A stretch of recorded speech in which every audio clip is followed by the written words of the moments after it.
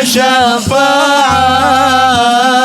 وهذا مطلبي يا نبي.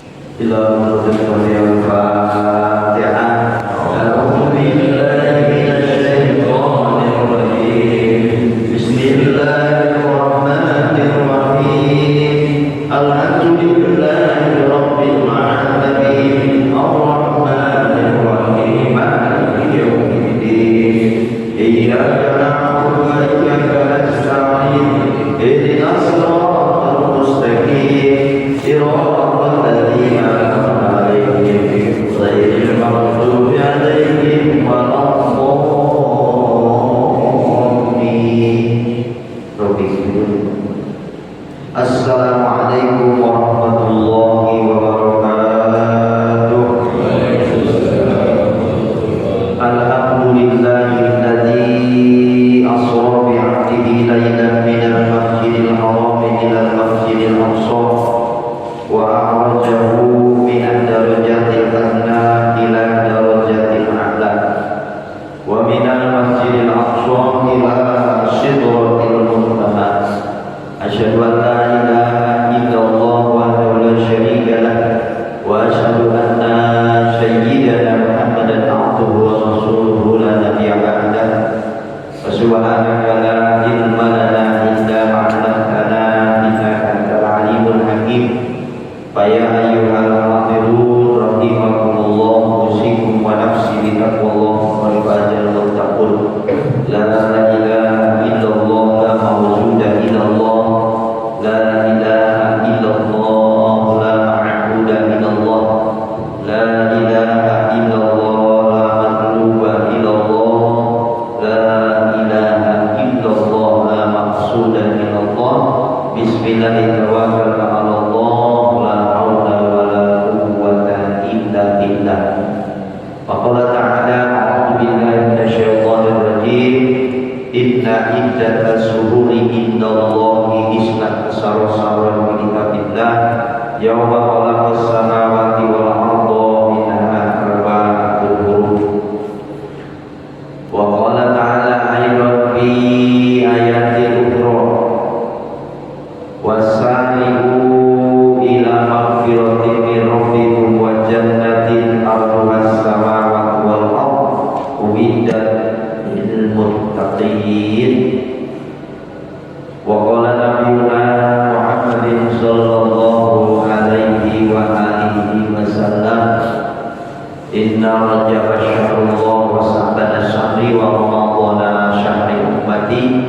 Wa qala aydan inna rajaba syahrul asr faman shoma yawman minhu imanan wa ihtisaban mustujiba ridwanullahi akbar. Wa qala aydan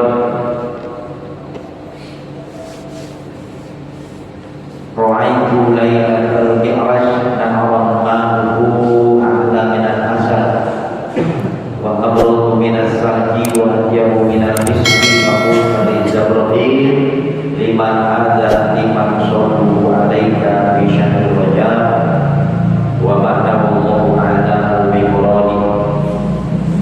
Al-mukarramun wal mukarramun, segenap para asatidz dan juga kolega serta seluruh para pengurus, teristimewa seluruh jamaah yang hadir pada pagi hari ini yang sama-sama Allah muliakan, yang Maha muliakan.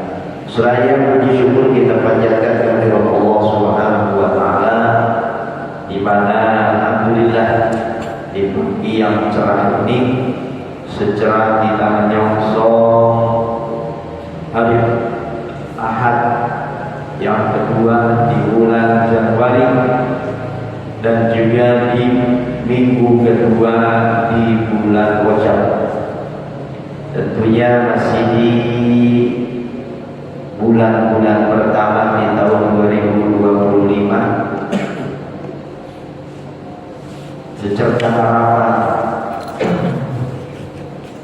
dan keinginan serta cita-cita, tentunya tahun ini Allah berikan yang lebih baik daripada tahun yang berlalu. Harapan dan doa seluruh amalan kita, baik yang sudah kita laksanakan, yang sedang kita laksanakan, dan yang akan kita laksanakan.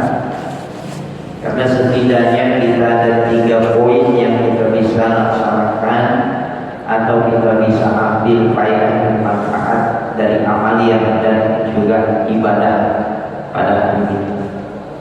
Yang pertama, kita bisa sholat subuh berjamaah, di mana dalam kitab Fathul Mu'in dijelaskan sebaik-baik sholat berjamaah dari pahala yang dijanjikan oleh Allah melalui kabar yang diberikan oleh Rasulullah adalah sholat subuh berjamaah.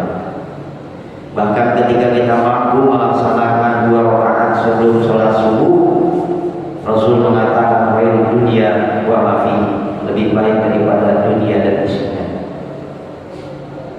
Walaupun masih ada yang lebih utama daripada sholat subuh berjamaah, yaitu sholat subuh di hari Jumat dengan berjamaah. Itu yang lebih afdol dari sekian hari, dari 7 hari yang Allah berikan, yaitu ada 1 hari bila mana amal itu dilaksanakan walaupun hukumnya sunnah, maka keutamaannya lebih utama. Apalagi sholat berjamaah menurut mazhab Syafi'i adalah fardu kifayah. Dalam artian di mana satu komplek tidak ada yang sholat berjamaah, walaupun dia muslim semua, dia terkena hukum makruh atau dibenci oleh Allah Subhanahu wa taala. Tapi walaupun sebahagian daripada jamaah yang sholat subuh, sholat ataupun berjamaah, maka sudah terwakili secara hukum fardu kifayahnya.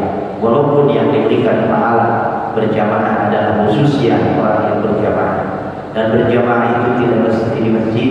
Ketika kita tidak ada masjid atau jauh ke tempat berjamaah, karena tidak mungkin akan sholat berjamaah ketika kita datang ke tempat tersebut, akhirnya kita pun kesiangan sholatnya.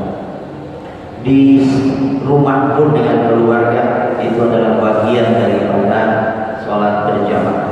Cuma memang kalau begitu daripada keutamaannya, sholat berjamaah itu yang lebih baik adalah bukan berjamaahnya, tapi lebih banyak yang berjamaah, itulah yang lebih baik.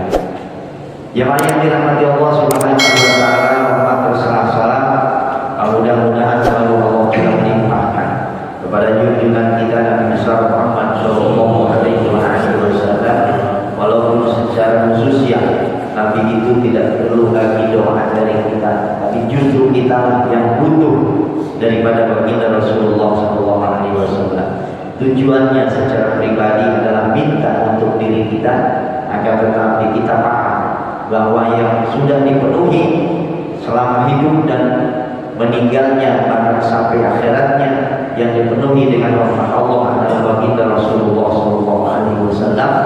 Tentunya kita sebagai umatnya ketika mengharapkan cucuran rahmat dari Allah Subhanahu wa taala kepada baginda Rasulullah sallallahu alaihi wasallam, maka ketika rahmat itu sudah berlebihan atau lebar kalau bahasa orang sini, maka akan jatuhlah kepada tatakannya, dan tatakan itu adalah yang mengharapkan yaitu kita sebagai umatnya baginda Rasulullah sallallahu alaihi wasallam. Bulan Rajab merupakan salah satu dari ashabul atau ashabul arba'atul, yaitu bulan yang dimuliakan oleh Allah atau bulan haram. Bukan bulan haram, tapi bulan haram. Artinya adalah bulan yang dimuliakan oleh Allah Subhanahu wa taala. Bulan-bulan yang dimuliakan Allah itu Rajab, Zulqa'dah, Zulhijjah, dan Muharram. Dan keutamaan bulan Rajab jika dibandingkan dengan bulan yang lain adalah bagaikan keutamaannya umat Muhammad dibandingkan umat yang lain selain umat daripada Nabi Muhammad SAW.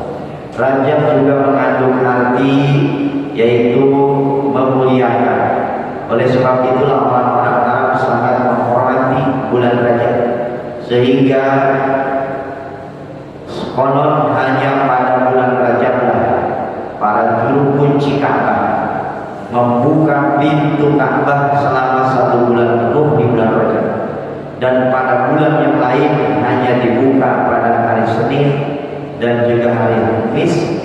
Mereka berkata bulan Rajab adalah bulan Allah, Ka'bah adalah rumah Allah, dan semua mukmin adalah hamba Allah. Tidaklah terlarang bagi hamba-hamba Allah yang masuk ke rumah Allah di bulan Allah. Alasannya itu, tapi sekarang ini sudah tidak ada. Rajab mempunyai sebutan Al-Asr, artinya peka, atau bahasa orang sininya toret atau mudeng, ya, agak mendengar. Karena orang-orang Arab pada bulan tersebut menghentikan semua pertempuran pada bulan Rajab, tidak terdengar suara bergerincingnya, beraduknya pedang, ya, sehingga andaikan seorang laki-laki pada bulan Rajab bertemu dengan orang yang telah membunuh ayah atau saudaranya, maka dia tidak akan melakukan pembalasan di bulan tersebut. Dalam hadis dikatakan, Rajab syahrullah wa sya'ban syahri wa Ramadan syahri umat. Jadi bulan Rajab ini mulia bukan karena ada peristiwa Islamik. Justru peristiwa Islamik inilah yang sebagian daripada keberkahan dan kemuliaan bulan Rajab. Sehingga Allah memilih bulan Rajab adalah bulan di mana Allah memberikan tugas kepada Nabi Muhammad, merupakan Nabi akhir, Nabi terakhir yang diutus oleh Allah untuk mensempurnakan daripada sholat-sholat Nabi-Nabi yang lain, yaitu kepada Nabi Muhammad SAW, sehingga perintahnya pun beda dengan perintah-perintah yang lain. Ketika Allah Subhanahu wa Ta'ala memerintahkan puasa, cukup Allah turunkan ayat ya ayyuhalladzina amanu kutiba alaikumus syiyam kama kutiba alal ladzina min qablikum la'allakum tattaqun. Ketika Allah Subhanahu wa Ta'ala memerintahkan untuk ibadah haji, cukup Allah turunkan walillahi 'alan nasi hijjul baiti man istata'a ilaihi sabila. Ketika Allah Subhanahu wa Ta'ala memerintahkan zakat, cukup Allah menurunkan khudz min amwalihim shadaqatan tutahhiruhum wa tuzakkihim. Tapi ketika Allah Subhanahu wa Ta'ala akan menugaskan, memerintahkan kepada Nabi Muhammad sholat yang 5 waktu, maka diutuslah malaikat Jibril untuk menjemput baginda Rasulullah SAW agar menghadap langsung kepada jannah Allah Subhanahu wa Ta'ala. Inilah keistimewaan sholat. Makanya disebutkan dalam sabda Rasulullah SAW, awalu ma yuhasabu bihil abdu yawmal qiyamah ijana sholat wa ija sholat sa'iru amali wa ija fasadat sa'iru amali. Bahkan amal-amal manusia, ibadah-ibadahnya seorang hamba yang pertama akan dihisab adalah sholatnya. Bila mana sholatnya bagus, di mana sholatnya sesuai dengan syariat yang dibawa oleh baginda Rasulullah SAW, seluruh amalan yang lain yang akan diterima. Artinya ibadah sholat merupakan penentu daripada seluruh amal kita, seluruh ibadah kita di hadapan Allah Subhanahu wa Ta'ala. Makanya sholat itu disebut di dalam hadis as-sholatu imaduddin taman aqoma aqomadin wa man taroka aqon adamadin. Ketika bicara tentang dia, ketika seseorang akan menjadikan atau membangun satu bangunan, tentunya yang akan menjadi tolak ukur daripada penopang bangunan tersebut adalah tiangnya.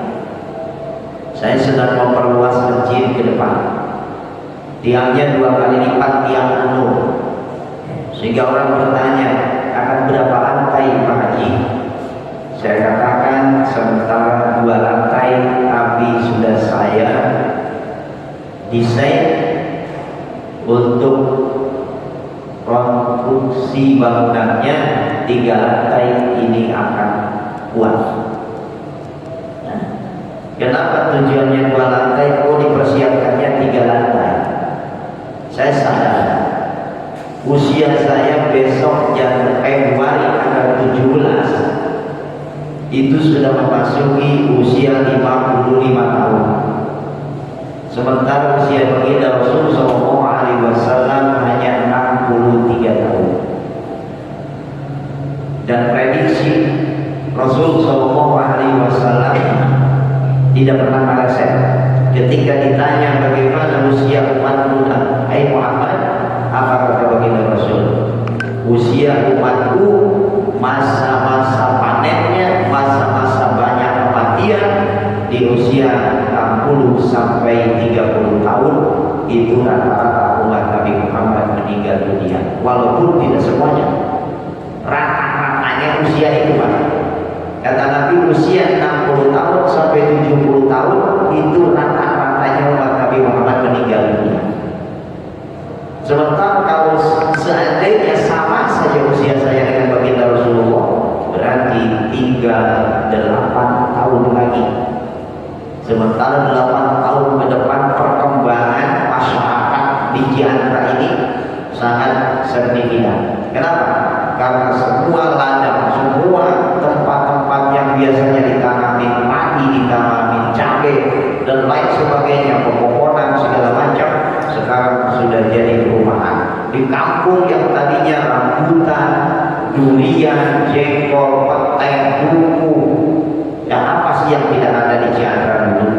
Tapi sekarang ini mau nyari pohon durian saja susah. Jangankan pohon petai, pohon durian saja susah. Jemaah sekalian, karena semuanya sudah berubah menjadi apa? Menjadi kontrakan. Sementara pesawahan, ya, semuanya sudah rata menjadi perumahan, dan semua baik kontrakan maupun perumahan isinya adalah manusia. Gak ada kambing yang kontrak, semuanya manusia. Ya. Dan menurut perhitungan di Balai Desa Cianjur bahwa penduduk Desa Cianjur sudah lebih dari 60.000. Itu yang sudah KTP Cianjur. Belum lagi kontrakan yang notabene adalah masyarakat Buntai. Ya, masyarakat Buntai itu yang tidak diakui di sini, di kampungnya pun bawa. Ya, itu jamaah sekalian. Itu sudah 60.000. Jadi kalau tahun berikutnya nanti ada pemilihan kepala desa lagi, mungkin hak pilihnya 40.000, bisa jadi. Kita bisa bayangin kalau nyoblosnya di balai desa sehari semalam nggak mungkin lah. Ya, tambah lagi penghitungan 40.000 orang, sementara dihitung dalam satu kota. Ya, apel sah, nanas sah, ya Allah ya Rabbana ya Rabbi. Ya, makanya kenapa saya berpikir demikian? Karena ini adalah jariah orang yang menitip jariahnya agar supaya terus menerus jariah yang manfaat baik untuk dirinya maupun orang yang mengirim jariahnya tersebut. Ya. Jadi kalau setahun 2 tahun sudah dibongkar, jariah orang sudah tidak manfaat lagi. Jamaah yang dirahmati Allah Subhanahu wa taala, bersyukur diberikan satu ibadah yang luar biasa, yaitu ibadah sholat. Dan dimulai perintahnya saja sudah beda dengan perintah-perintah yang lain. Lalu sholat itu pun langsung diajarkan oleh baginda, oleh malaikat Jibril alaihi salatu wassalam kepada baginda Rasulullah SAW. Dasarnya perintah Allah Subhanahu wa taala. Karena ketika terjadi peristiwa Isra Mi'raj tanggal 27 Rajab, sebelum Rasulullah SAW hijrah dari Makkah ke Madinah, itu perintah sholat sudah turun. Ya, Dan perintah sholat itu yang awalnya 50 waktu menjadi 5 waktu, karena dasarnya adalah sayangnya Rasulullah SAW kepada umatnya dan atas instruksi Nabi Musa dan Nabi Isa SAW yang merasa keberatan umat Muhammad seandainya sholat 50 waktu, maka akhirnya beliau diperintahkan untuk kembali menghadap Allah agar diberikan keringanan dispensasi dari mulai dituruni 5 dan akhirnya ketentuan tersebut menjadi 5 waktu. Walaupun 5 waktu, akan tetapi sama pahalanya dengan melaksanakan sholat 50 waktu. Maka Nabi mengatakan as-sholatu khairu waktu, bahwa sholat sebaik-baik amalan atau sholat adalah sebaik-baik amalan yang ditetapkan oleh Allah Subhanahu wa Ta'ala. Maka sholat ini langsung ketetapannya dari Allah Subhanahu wa Ta'ala.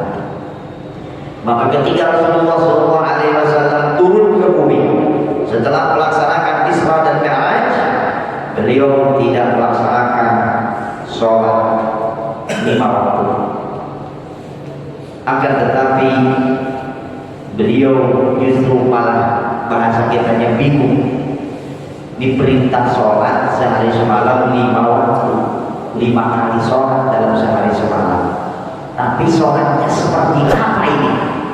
Ya, maka sungguh Nabi tidak melaksanakan sholat atas perintah sholat 5 waktu, akan tetapi memulai sholatnya adalah sholat zuhur, karena sebelum datang waktu zuhur datanglah malaikat Jibril untuk mengajarkan sholat zuhur kepada baginda Rasulullah SAW.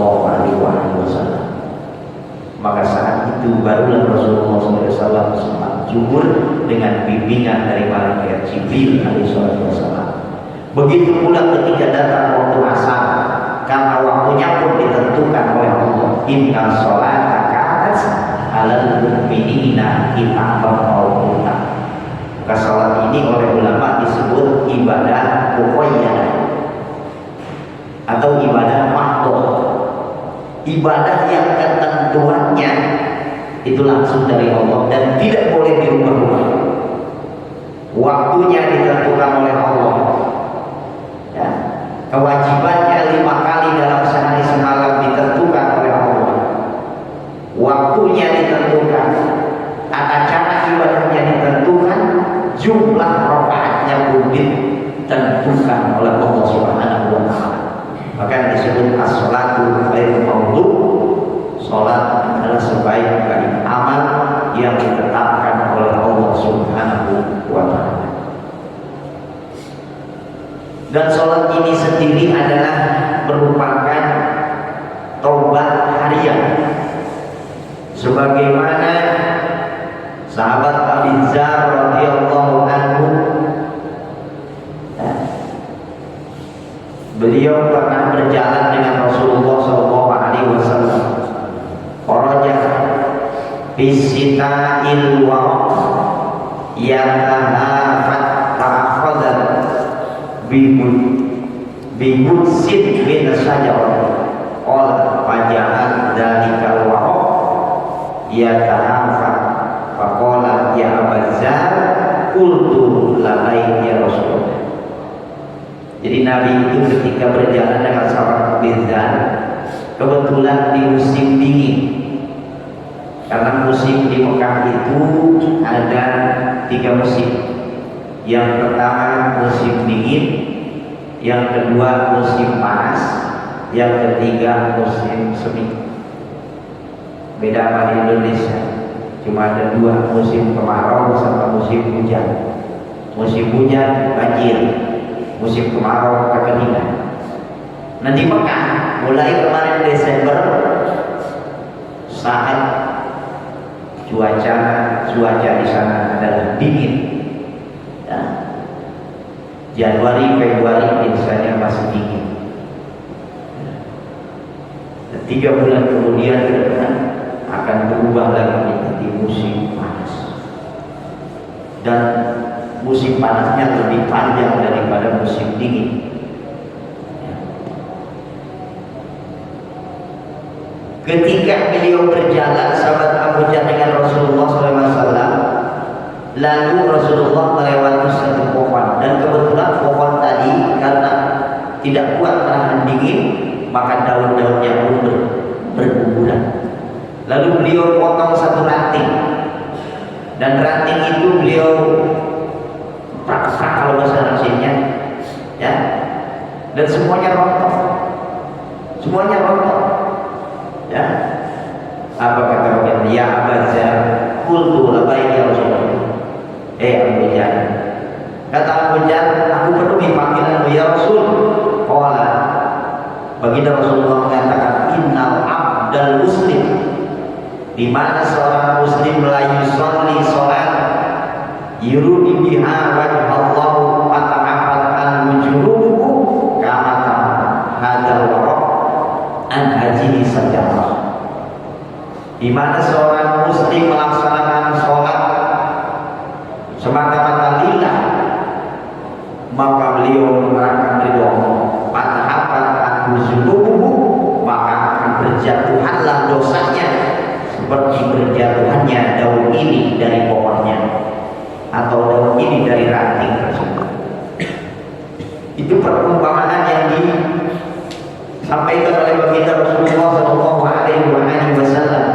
Tidaklah seorang muslim ketika sholat kecuali rontoklah dosa-dosanya, artinya diampuni dosa-dosanya seperti rontoknya daun yang sedang kedinginan atau rasa dingin yang sangat. Makanya kalau kita nanam pohon cabai atau yang lainnya, ketika dia terendam, maka daunnya mulai memerah, dan setelah itu akan berguguran karena tidak kuat menahan dingin, ya, daripada dinginnya air biasa. Karena di sana itu musimnya musim dingin, kan tidak sedikit ketika di Yaman atau di tempat yang lain, di Mesir terutama, bahkan di Mesir itu lebih dingin ketika musim dingin daripada di Mekah. Maka apa yang terjadi? Salju biasanya. Makanya orang-orang Mesir itu kalau musim-musim begini jarang keluar. Mereka belanja biasanya untuk 3 bulan minimal, supaya di musim dingin itu tidak keluar rumah karena stok makanan sudah ada. Kalau kita umpama suruh belanja untuk 3 bulan, kayaknya bukan nggak ada barangnya, duitnya kayaknya yang nggak bisa. Subhanallah. Nah, ini diantara jamaah sekalian, ya. Ditambah lagi dengan hadis yang diriwayatkan oleh Abu Hurairah radhiyallahu anhu, qala sami'tu Rasulullah sallallahu alaihi wasallam yaqulu ara'aytum law ana nahran bi babi ahadikum yaghtasilu li kulli yawmin khamsa marrah hal baqiya min daranihi syai'un. Qala la yaqu min daranihi syai'un. Qala fakadzalika masalu sholawatil khamsi yang bihinna wa. Dari sahabat Abi Hurairah radhiyallahu anhu, qala sami'tu Rasulullah sallallahu alaihi wasallam, beliau pernah mendengar Rasulullah bersabda, yaqul, beliau mengatakan, ara'aytum law anna nahran bi babi ahadikum, seandainya kau lihat di depan rumahmu, di depan rumahmu ada satu sungai, di mana sungai tersebut airnya mengalir dengan jernih, yang tasilu fi kulli yawmin khamsa marrah, lalu kalian mandi di depan rumahmu yang airnya jernih, mengalir di depan rumahmu, di depan pintu-pintumu, yang tasilu kulli yawmin khamsa marrah, setiap harinya kau mandi 5 kali, hal baqiya min daranihi syai'un. Kata baginda Rasulullah kepada Abi Hurairah, apakah akan ada kotoran yang menempel pada dirimu atau yang tersisa dari badanmu? Qalu la yaqu min daranihi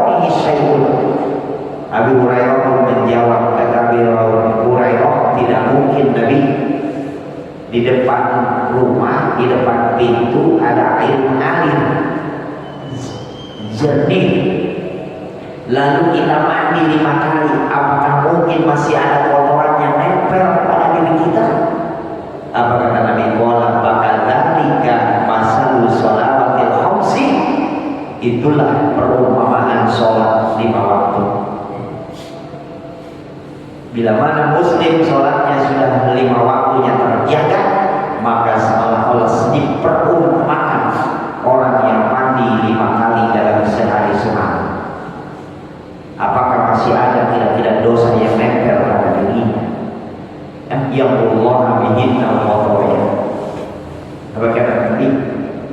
Ya, dengan Allah Subhanahu wa taala, dengannya Allah akan mengampuni dosa-dosanya. Hadis ini diriwayatkan oleh Imam Bukhari, Muslim dan Imam Tirmidzi. Ditambah lagi oleh Asy-Syafi'i. Jadi keabsahan atau kesolehan hadis ini ya sudah tidak diragukan. 4 perawi hadis yang diakui dunia, bukan diakui oleh kita, tapi diakui muslim sedunia. Bahkan dikatakan Bukhari Muslim itu katanya kedua setelah Al-Quran. Walaupun sekarang ini banyak orang yang menyortil lagi hadis Bukhari dan Muslim. Kalau ada orang yang bisa menyortil hadis tersebut, berarti orang tersebut lebih hebat ilmunya daripada Imam Bukhari dan Imam Muslim. Apakah mungkin orang saat ini akan bisa lebih pintar daripada itu? Diragukan orang yang menyortil hadis-hadis daripada Imam Bukhari dan Imam Muslim atau hadis Bukhari Muslim. Jemaah yang dirahmati Allah Subhanahu wa taala, sekali lagi kita bersyukur. Bahkan di dalam hadis yang lain dengan redaksi yang lain, hampir persis ya, dari sahabat Jabir radhiyallahu anhu. Masalul shalawatil khamsi kamasali nahrin zarin gobrin ala babin ahadikum yang tasilu min kulla yawmin khamsa marrah. Hampir sama. Kalau tadi seandainya engkau melihat, seandainya ada di depan rumahmu air yang mengalir dengan jernih, lalu kau mandi 5 kali dalam sehari, ini pun dikatakan masalul shalawatil khamsi, perumpamaan sholat 5 waktu itu kamasali ahmin zarin gobrin. Ya, seandainya di depan rumahmu atau ada air yang jernih, ya, dikatakan ala babin ahadikum, di depan rumahmu, yang tasilu minhu kulla yawmin khamsa marrah, kau mandi dalam sehari 5 kali. Ini diriwayatkan oleh Imam Muslim ya, di dalam kitab Hakim. Jemaah yang dirahmati Allah Subhanahu wa taala, bersyukur kita jadi umatnya baginda Rasulullah sallallahu alaihi wasallam, karena 1 kali sholat nilainya sama dengan 10 kali sholat. 5 kali sholat maka nilainya, pahalanya seperti perintah Allah. Pertama kali memerintahkan sholat ini adalah 50 kali sholat, dan akhirnya menjadi 5, tapi 5 pun pahalanya disamakan dengan 50 kali sholat. Dan kita juga bersyukur 50 ini tidak menjadi ta'yin, tapi ikhtiar ya, bukan penentuan, tapi ada ikhtiar yang diminta Rasulullah SAW untuk tetap dikurangi, karena dasarnya adalah kasihan sama umatnya Nabi Muhammad SAW. Seandainya hal ini ta'yin, penentuan dari Allah, tidak boleh digabungkan, berarti kita wajib sholat sehari semalam 50 waktu. Kita bisa bayangkan kapan kita jadi duit. Ya, kalau punya istri, kapan kita tidur sama istri? Baru juga mau tidur udah aja kali. Waduh, nggak jadi mah, sholat dulu. Ya, mungkin makan pun kita tidak sempat karena 50 waktu. 5 waktu saja ya, orang berani banyak yang meninggalkan, apalagi 50 waktu ya. Contoh para supir-supir yang tugasnya bertugas mengantarkan ya, barang-barang atau jamaah yang mau pulang mudik antar provinsi. Saya aja bulan kemarin sebelum masuk bulan Rajab 2 kali saya mimpin Jawa ke Banten ya. Padahal ketika ngajarin sholat jamaah takhir, jamaah takdim, jamaah al-qasar, supir duluan dan benar. Nah, jadi jangan sampai kita melaksanakan sunnah Rasul tapi kita tinggalkan kewajiban sholat 5 waktu ya. Padahal kalau kita jadi supir seandainya seperti itu ya, kita adalah orang yang tidak pernah berhenti dari safar, dari perjalanan jauh yang jaraknya lebih dari 90 km, berarti sholatnya kan bisa diringkas, sholat yang bisa disatukan karena ada rukhsah. Habis saya 2 kali ziarah kemarin, supir gak ada yang ikut sholat. Kita sholat dia ngopi, ini supir bus.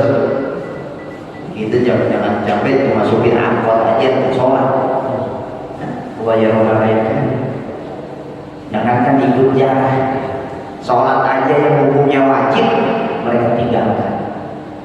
Padahal mereka itu boleh sholatnya di jamaah mahal kosong, Zuhur sama asar disatukan di waktu Zuhur ya. Bahkan di kosong boleh 2 rakaat Zuhurnya, 2 rakaat asarnya. Nah, sampai diajarin ibu niatnya begini, usolli fardhu zuhri raka'ataini qasran majmu'an ilaihil asru. Niat saya sholat zuhur 2 rakaat dengan diringkas, dengan dikosor, disatukan dengan sholat asar menjadi makmum. Allahu Akbar. Selesai sholat pertama tidak boleh tertunda, langsung komat sholat yang kedua. Usolli fardhu asri raka'ataini qasran majmu'an ila zuhri.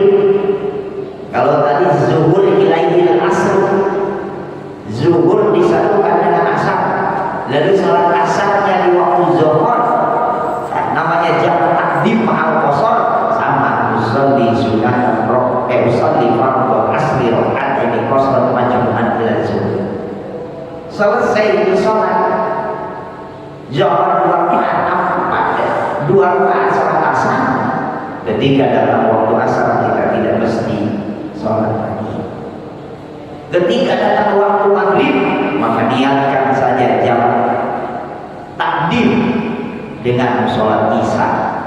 Maka sholat takdim 3 rakaat. Usolli fardhu maghribi salaatin majmu'an ilaihil isya.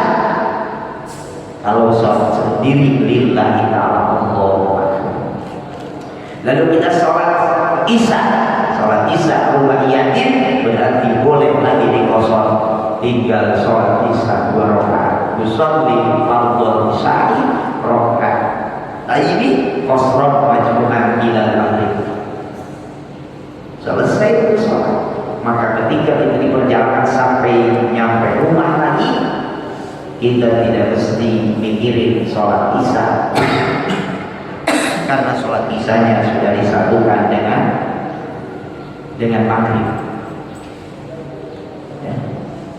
Harusnya nih, kalau kita tukang safar, tukang bepergian jauh yang lebih daripada 90 km perjalanannya, itu sudah ada rukhsah, berarti sholatnya boleh disatukan, bahkan boleh diringkas. Kalau yang sholatnya 4 rakaat atau rubaiyatin bangsa. Makanya sholat ini mesti tahu, karena Nabi sendiri sampai mengatakan shollu kama ra'aitumuni usolli. Ya, ini saking wajibnya sholat, walaupun dalam kondisi apapun kita tetap diwajibkan sholat. Dan kalau ada rusak boleh diperingat sholatnya, tapi dengan tata cara yang benar menurut fikih. Karena Nabi pernah melakukan hal tersebut ketika beliau perjalanan jauh. Salah satu perjalanan jauhnya Nabi dari kota Mekah ke kota Madinah dengan menunggangi unta. Maka disebutnya kalau dalam kitab itu melewati 2 marhalah. Marhalah itu adalah pemondokan.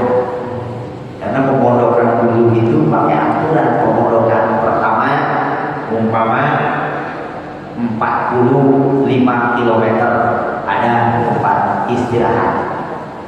Ya, nanti 45 km lagi ada lagi tempat istirahat. Baik istirahat di siang hari, kalau bahasa sekarang tempat istirahat ini disebutnya apa tuh? Bukan rest area, transit. Transit ya, tempat transit. Kalau sekarang mah kita transitnya di rest area, karena dulu mah di zaman Nabi mana ada rest area. Nah, onta aja minumnya sebelum berangkat. Makanya onta itu sekali minum bisa menghabiskan 50 liter sampai 100 liter. Nah, 100 liter bisa bayangkan. Nah, 1 drum itu minumnya onta sekali minum. Onta dulu, tapi onta sekarang udah beda. Ya, karena onta dulu itu akan dipakai perjalanan dari Mekah ke Madinah dan di tengah-tengahnya tidak ada air. Ya, maka onta itu adalah menyimpan airnya dalam perutnya untuk menunjang tenaganya sampai ke tempat tujuan. Begitu. Dan dulu itu nggak ada penggembala onta kayak sekarang. Kalau sekarang di Mekah, di Madinah ada unta yang lagi diangon, pasti pengangonnya membawa ember gede, bekas cat kalau di tempat kita. Buat minumin unta, Ustaz? Bukan, bukan untuk minumin unta, tapi untuk mengambil air kencingnya unta. Jadi kalau unta kencing itu diambil, Pak, nggak sembarangan. Karena susu unta lebih murah daripada air kencingnya unta. Mahal air kencing unta itu. Air kencing kita aja yang gak ada harganya. Karena di zaman Nabi pernah ada orang Yahudi datang ke Nabi. Dia punya penyakit TBC. Ya, paru-paru kalau sekarang. Badannya udah begini. Ya. Karena dia percaya Nabi itu kalau ngomong selalu benar. Ini orang Yahudi aja percaya pada Nabi.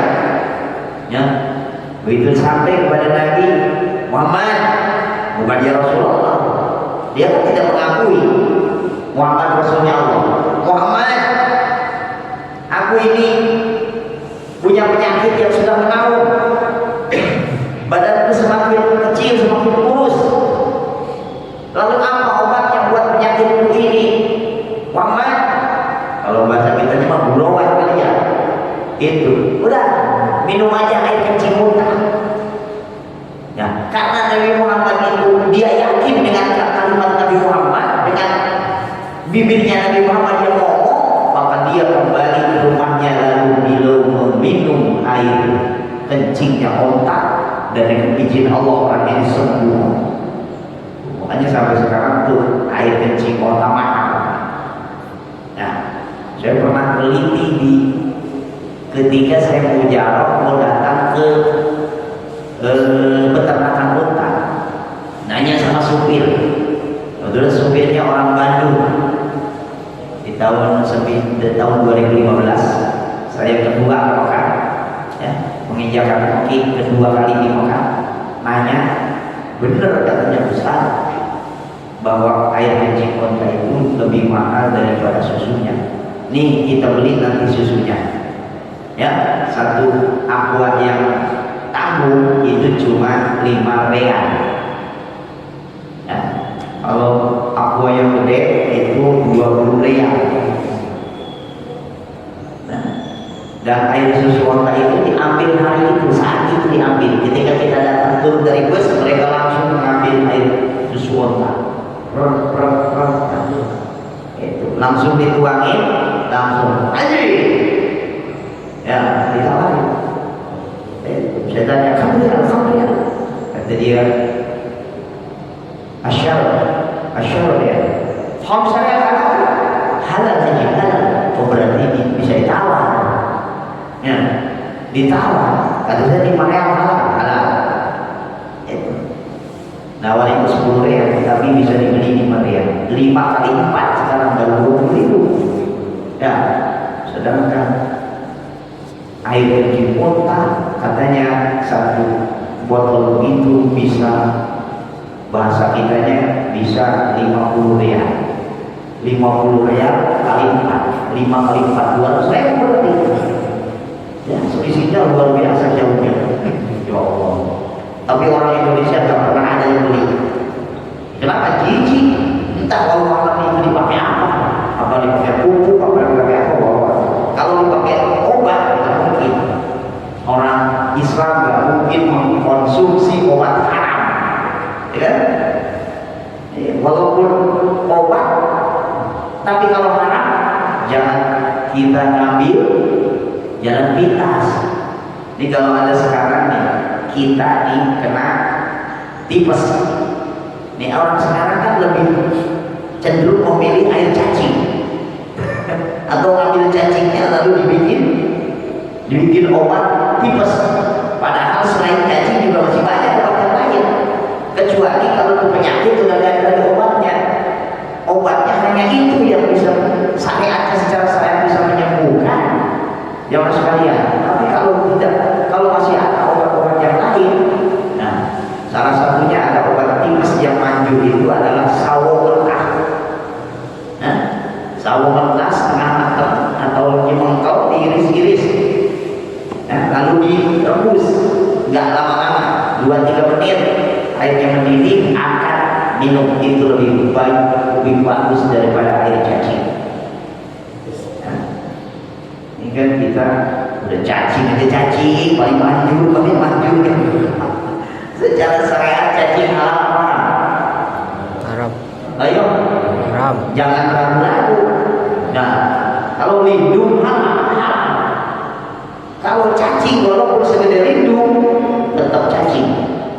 Ya, tidak bisa dikonsumsi, apalagi dikonsumsi secara kesinambungan. Ya Allah, ya Rabbana ya Karim. Subhanallah. Ya, bersyukurlah kepada Allah Subhanahu wa taala. Kita ini banyak dosa. Ya. Untung ada sholat yang bisa menghapuskan dosa-dosa kita setiap hari.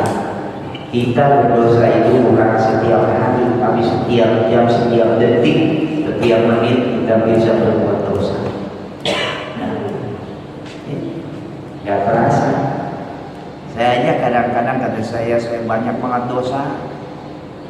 Lihatin ibu-ibu belanja, ya, mau beli kangkung seikat doang.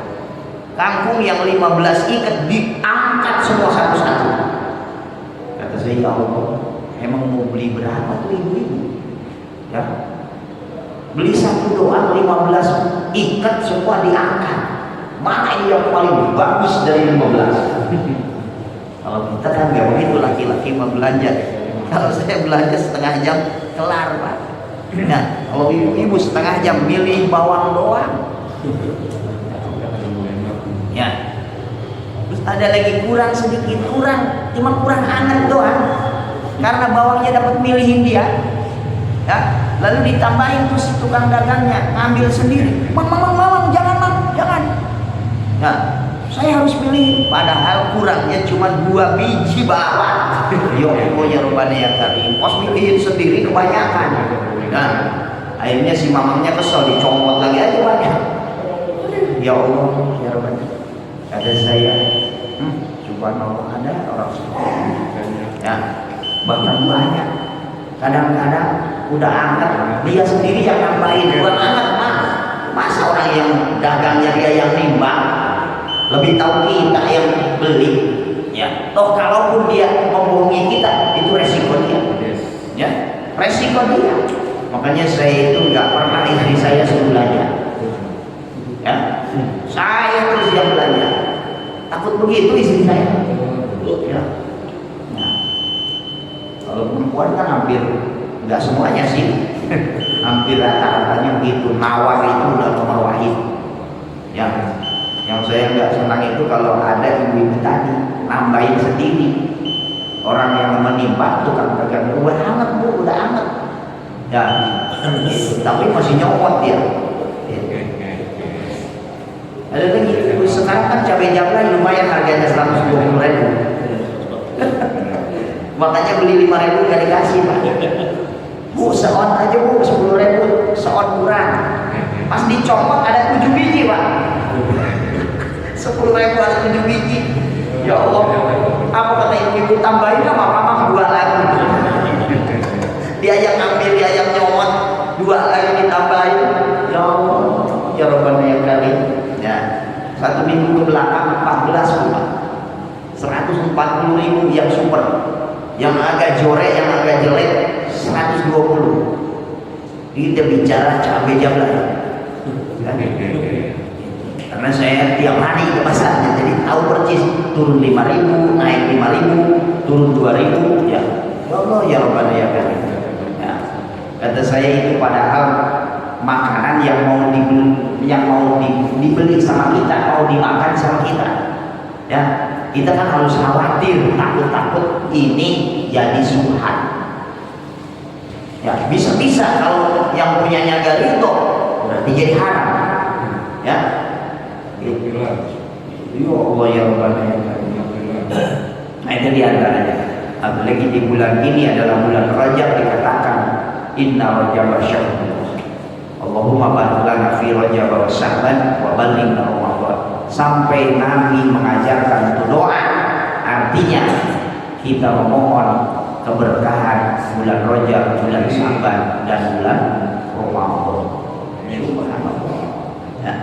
Makanya mudah-mudahan kita semua bisa menjaga sholat waktu, karena Nabi mengatakan man hafadha ala sholati akramallahu bi khamsi hisab. Orang yang menjaga sholat 5 waktu, Allah akan berikan 5 kemuliaan.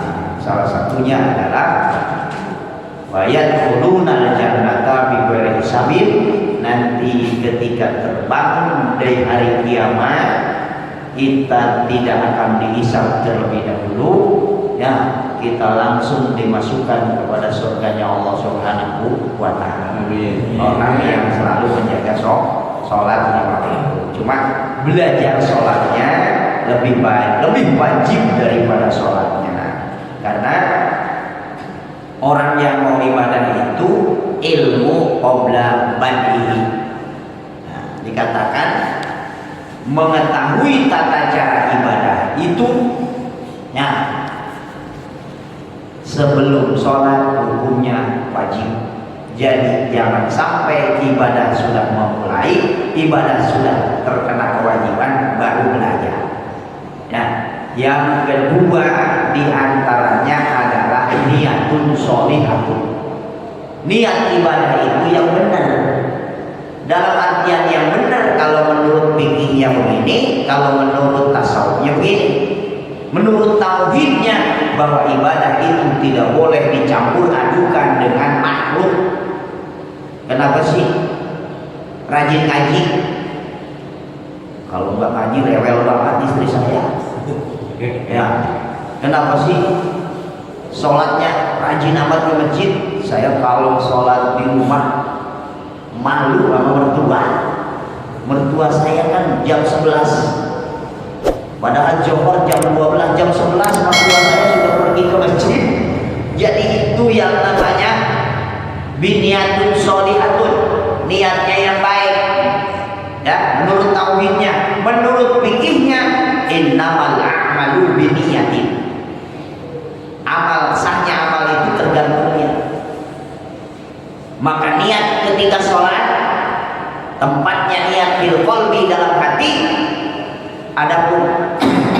waktunya niat adalah ketika takbiratul ihram. Ketika niat wudu bukan ketika Allahumma fadiyadaya bima asika kuliah, tapi niat wudu ketika membasuh muka. Hadirkan niat dalam hati kita. Beda dengan niat puasa. Niat puasa boleh sore, boleh malam, boleh sebelum subuh. Ya, itu alasannya apa? Kata ulama, alasannya karena sulitnya mengintip datangnya fajar.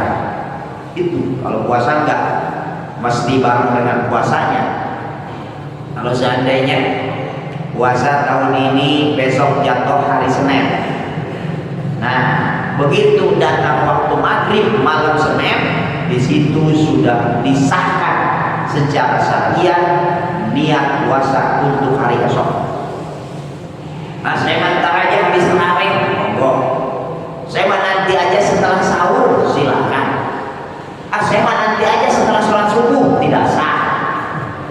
Ya, karena niatnya ada waktunya, dan waktunya niat puasa tidak seperti niat sholat, tidak seperti niat puasa.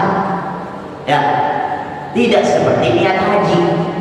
Kalau niat haji, ketika kita akan melaksanakan haji, baik haji ifrad, tamattu, ya, teman sekalian, di antaranya kita mesti niat nawaitul hajjah atau labbaik Allahumma hajj. Itu kan niat haji. Dan Nabi pernah melafazkan niat itu ketika beliau mau umrah dan beliau mau haji. Makanya mazhab Imam Syafi'i bahwa talaffuz niat itu disunahkan. Seperti orang mau sholat pakai usolli fardhal isya'i, itu kan talaffuz niat. Ya, tujuannya adalah lisan untuk menolong hati. Ya. Kenapa? Nabi kan tidak usolli. Betul, Nabi tidak usolli, tapi tujuan usolli. Kalau begitu, kalau salat ada usollinya batal dong. Iya, kalau sudah salat.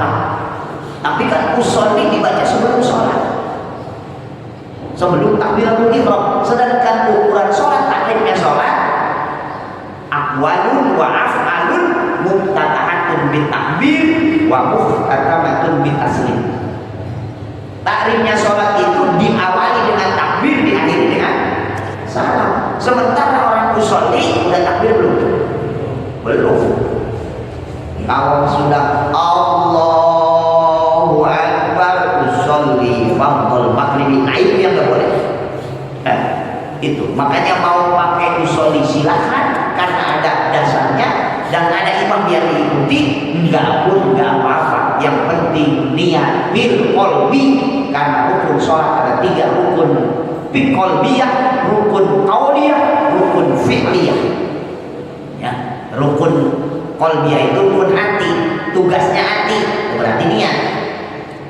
Ya, rukun qauli berarti ucapan. Mana? Takbiratul ihram, Allahu Akbar. Syarat takbiratul ihram itu harus memakai bahasa Arab dan terdengar minimal oleh telinga sendiri.